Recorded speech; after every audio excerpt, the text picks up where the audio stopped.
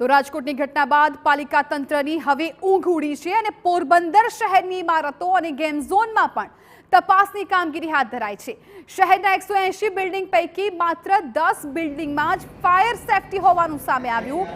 સાથે જ શહેરના એક પણ ટ્યુશન ક્લાસીસમાં ફાયર સેફટી ન હોવાનું પણ સામે આવ્યું છે। સવારથી જ પાલિકા અને ફાયર વિભાગે શહેરમાં સર્ચ ઓપરેશન હાથ ધર્યું હતું। એમ તો હમણાં છેલ્લા 6-7 મહિનાથી ચાલુ કરેલ છે અને ગઈકાલે રાજકોટમાં જે દુર્ઘટના થઈ એને ધ્યાનમાં રાખીને જોઈએ તો અમારી પાસે ફાયર સેફટીના તમામ સાધનો ઉપલબ્ધ છે। અમારી પાસે કોઈ પણ એવી ઘટના બને તો અમારી પાસે પૂરતો સ્ટાફ છે કે જે મદદરૂપ થઈ શકે। અમારી પાસે એક્ઝિટ એન્ટ્રીના બંને અલગ ગેટો પણ છે અને આવતીકાલે ગઈકાલે જે રાજકોટમાં ઘટના બની એ ઘટનાને ધ્યાનમાં રાખી અમે સ્વેચ્છાએ ગઈકાલથી અમે ગેમ ઝોન અમે બંધ કરેલું છે।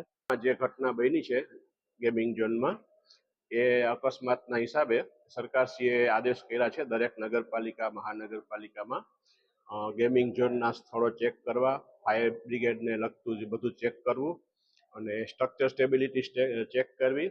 એ આદેશના અન્વયે આજે રવિવારે અમે લોકો અહીંયા પોરબંદરમાં રિલાયન્સ મોલનો જે ગેમ ઝોન છે એ ચેક કરીએ છીએ। તેની સ્ટ્રક્ચર સ્ટેબિલિટીનું સર્ટિફિકેટ ચેક કરીએ છીએ, ફાયરના બધા ઇક્વિપમેન્ટ્સ ચેક થાય છે અને આ રીતે સરકારના આદેશ મુજબ આજે આ કાર્યવાહી હાથ ધરવામાં આવી છે।